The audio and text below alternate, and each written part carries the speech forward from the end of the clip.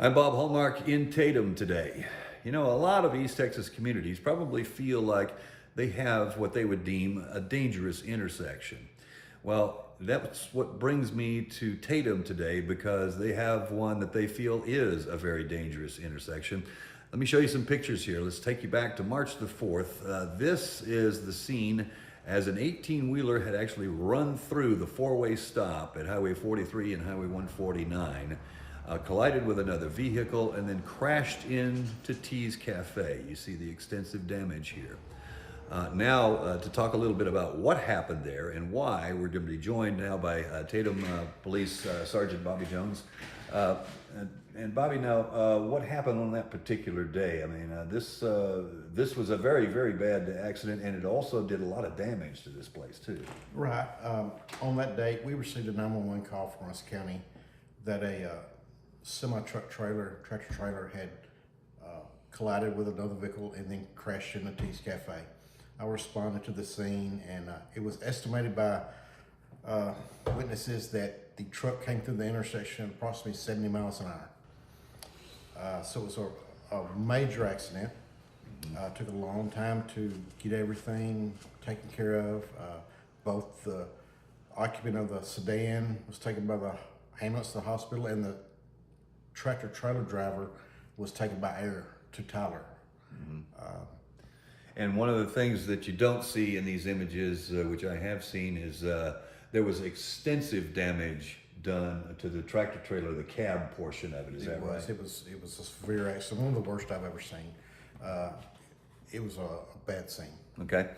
Now that brings us to why we're here today. Is Sergeant, this is not an isolated incident, is it? No, it's not. Basically forever, we've had trouble at that four-way. People running the stop signs, some for various reasons. The most common reason we hear is that they didn't realize the stop sign was there.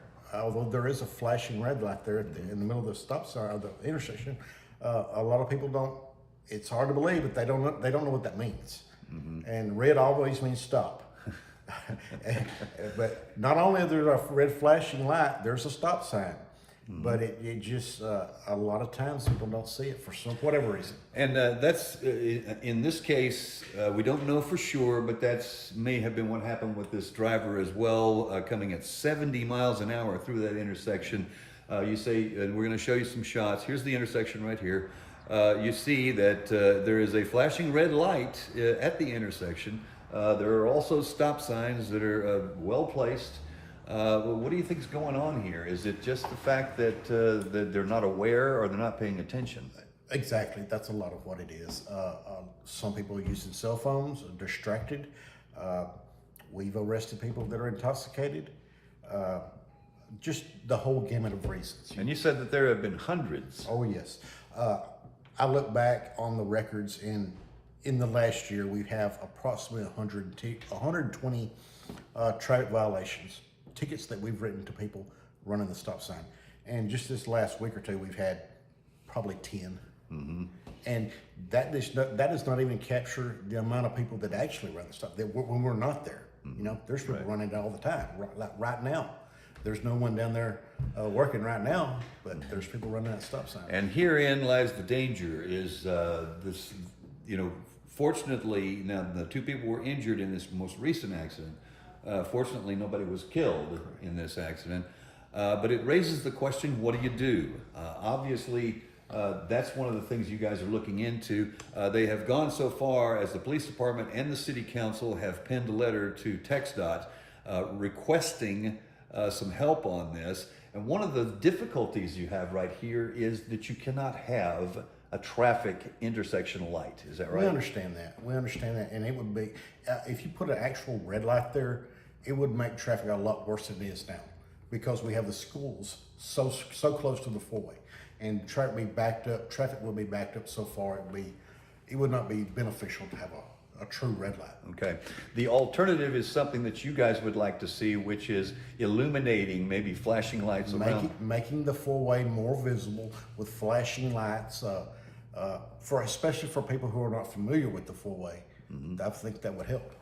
Now we have a lot of traffic coming from other areas, not only from Henderson, but also from the Marshall area, Carthage. Longview. A lot of traffic comes through this area, so it is not like this intersection is not well traveled. So there is some urgency to this. You guys want to get something done before somebody gets killed out there. Absolutely. Yeah, it's very important to us to get the appropriate warning systems at that four-way intersection to warn the public so this kind of thing does not happen. I'm not saying it won't happen in the future, but hopefully it won't happen as often. We've had a lot of wrecks, none this bad, but we have had a lot of wrecks. Wrecks are a regular thing down there. Plus, like I said, traffic violations. We're hoping that will reduce some of that. Okay. The city needs it. The city deserves it. Everybody deserves it. It's a busy, busy intersection. Okay. Sergeant, thanks very much. Appreciate it. Thank you. All right, and we'll have more on this story tonight on KLTV 7 News. For KLTV Web Extra, I'm Bob Hallmark.